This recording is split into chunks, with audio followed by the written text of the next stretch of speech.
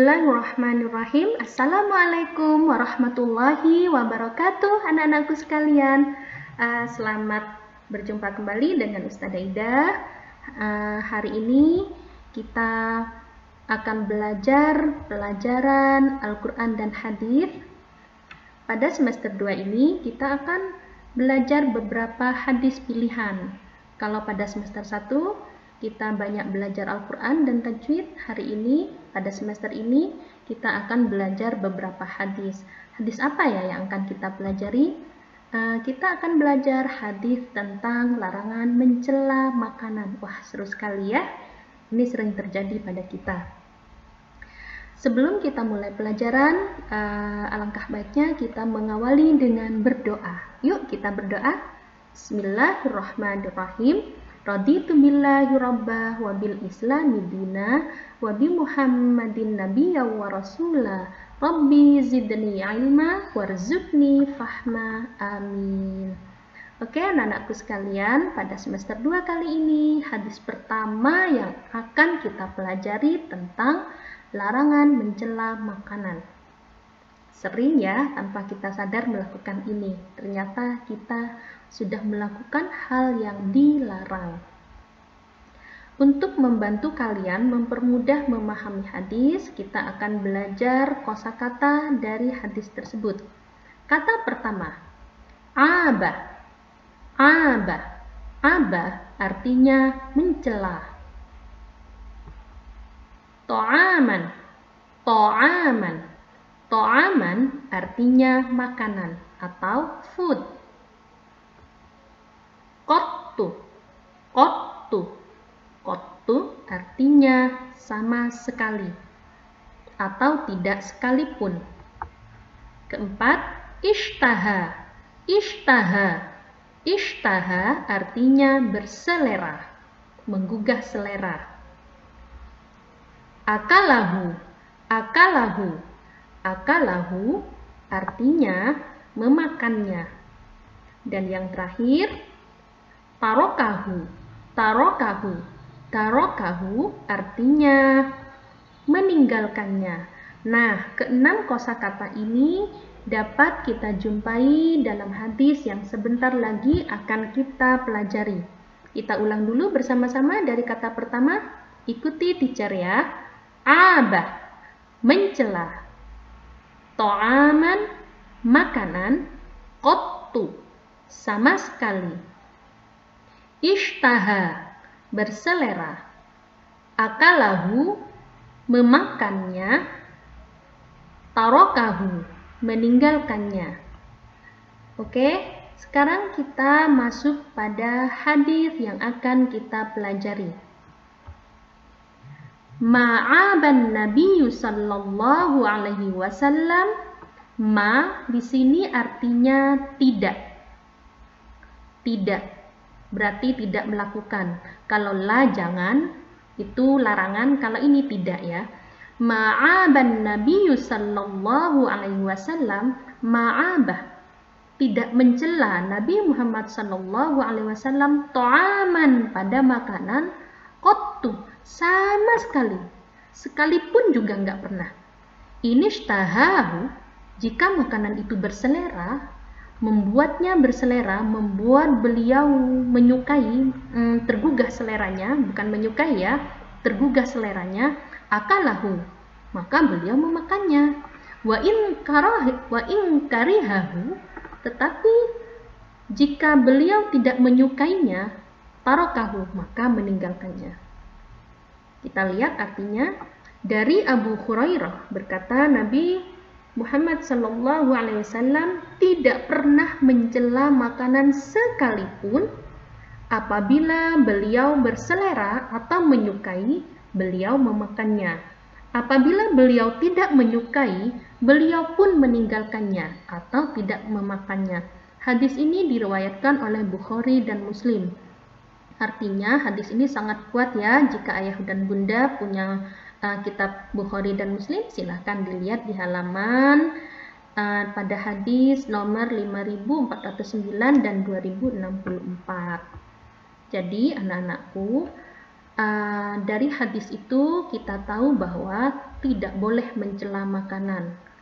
Karena ini salah satu bentuk adab yang perlu diperhatikan berkaitan dengan makanan adalah adanya larangan untuk mencela atau menghina makanan. Oke. Contoh mencela makanan yang sebaiknya dihindari.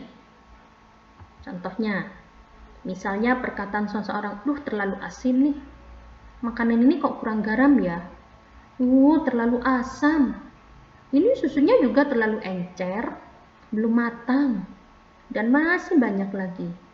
Kata-kata celaan seperti ini biasanya terjadi ketika kita tidak menyukai makanan tersebut, atau mungkin makanan tersebut nampak kayak makanan orang kampung.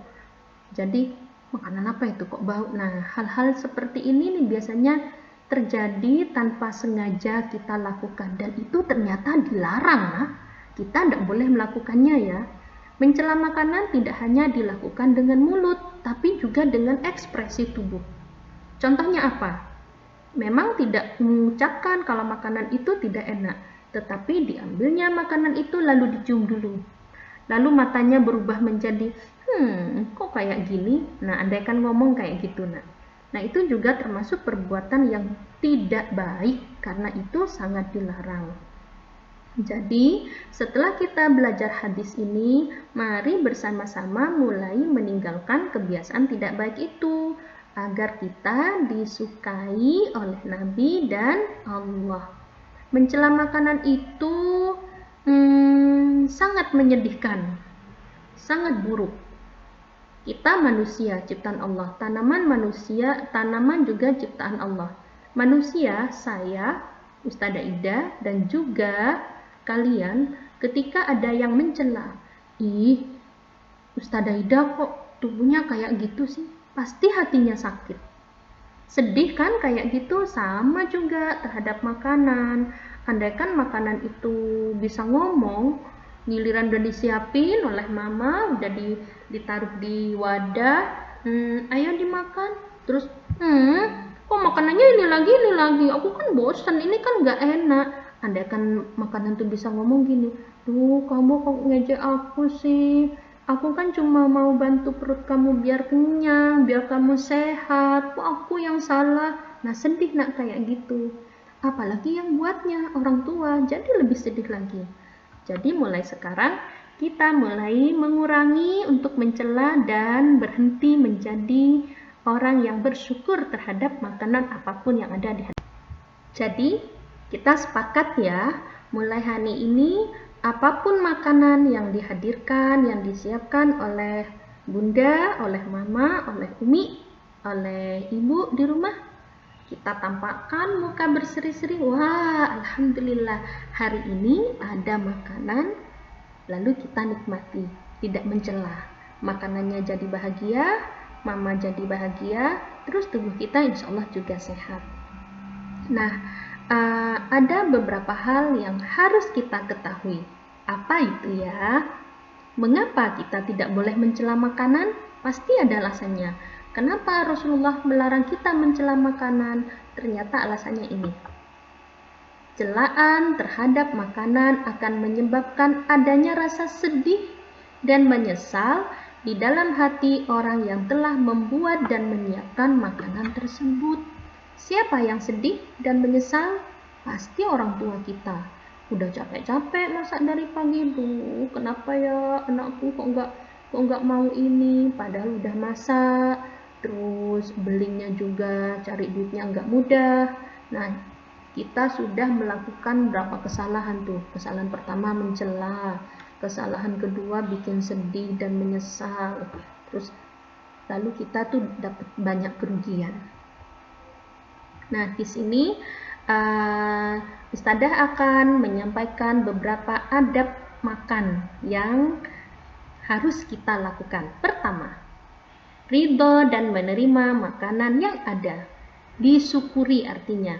Ada makanan yang disiapkan oleh mama cuma nasi sama sayur sama tahu tempe goreng misalnya. Alhamdulillah, Terima kasih ya Ma, saya hari ini bisa makan. Itu namanya ridho atau bersyukur. Yang kedua, tidak mencelanya. Jika suka makan, jika tidak suka tinggalkan. Tapi meninggalkan makan itu bukan langsung pergi ya. Ada caranya. Kalau suka langsung dimakan. Kalau tidak suka meninggalkannya bukan langsung pergi, ninggalin. Bukan itu, nah. Ada caranya. Pelan-pelan ditutup dulu, baru dipindah dulu ke tempat lain. Nanti kalau sudah mau baru dimakan lagi. Yang ketiga, harus mencuci tangan sebelum makan. Mohon maaf, itu kesalahan ketik ya. Harus mencuci tangan sebelum makan.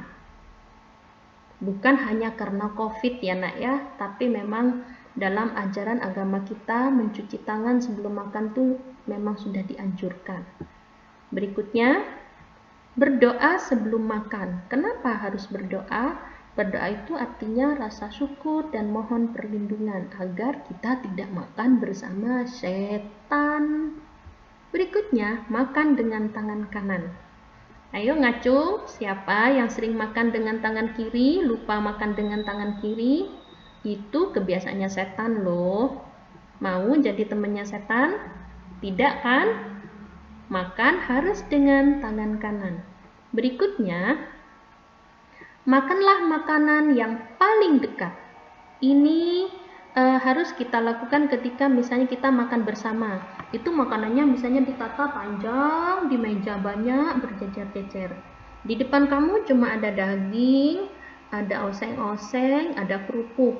Tetapi di sebelah depan, di depan kamu tapi agak jauh, ada ayam goreng, ada tahu crispy. Kamu makan mau pengen itu misalnya. Nah, ambil dari yang paling dekat dulu ya. Biar tangannya enggak jadi nampak tidak bagus. Berikutnya, membaca hamdalah setelah makan. Hamdalah artinya bacaan alhamdulillah, tanda syukur juga. Kemudian membersihkan sisa makanan di tangan dengan menjilatnya, kemudian mencuci dan membersihkannya dengan air. Jijik itu kayak gitu Ustazah. Jijik? Begini. Ini adalah kebiasaan yang sering dilakukan oleh Rasulullah. Kalau makan dengan tangan, nah itu kan biasanya ada sisa nasi, ada bumbu di tangan kan. Kalau sudah selesai makanannya habis di piring lalu dijilat. Nah, gitu tangannya. Kalau sudah bersih baru dicuci dengan air dan sabun. Tapi kalau makannya tidak pakai tangan, tangannya nggak usah dijilat ya. Ini maksudnya kalau makan menggunakan tangan. Oke, menguatkan lagi bagaimana bunyi hadisnya yang sudah kita pelajari. Ayo baca bersama-sama, ikuti Ustazah Hidayah. Ma'aban Nabi sallallahu alaihi wasallam ta'aman qattu inishtahahu akalahu wa inkarihahu tarakahu. Dari Abu Hurairah berkata, Nabi Shallallahu Alaihi Wasallam tidak pernah mencela makanan sekalipun. Apabila beliau berselera, menyukai, beliau memakannya. Apabila beliau tidak suka, beliau pun meninggalkannya atau tidak memakannya. Nah, tugas kalian setelah mendengarkan penjelasan dari Ustazah Ida, tugas kalian kerjakan halaman 38 latihan 1 nomor 1 sampai 7. Benar atau salah ungkapan berikut ini. Kalian hanya tinggal menulis huruf B atau S jika pernyataan itu benar atau salah. Tugas yang kedua, halaman 39 latihan 3. Nah ini, susunlah kalimat berikut ini menjadi urutan yang benar. Ini urutannya belum benar ya, ada A, B, C, D, E. Apa yang harus kalian lakukan? Berilah nomor urut sesuai urutan yang benar di akhir kalimat. Misalnya, membaca hamdalah, ini nomor berapa ya? Oh, nomor 2, kasih nomor 2 di tanda panah ini. Menggunakan tangan kanan, nomor berapa ini ya? Misalnya nomor 1. Terus, selanjutnya sampai nomor akhir ya. Oke, gampang ya nak ya? Gampang sekali. Berarti hari ini kalian punya 2 tugas. Terima kasih sudah memperhatikan dan mendengarkan penjelasan dari Ustadzah. Oke, let's close our lesson today by praying Alhamdulillahirrabbilalamin. Subhanakallahumma wa bihamdika asyhadu an la ilaha illa anta astaghfiruka wa atubu ilaik. Jangan lupa tugas dikerjakan, dikumpulkan nanti hari Jumat. See you.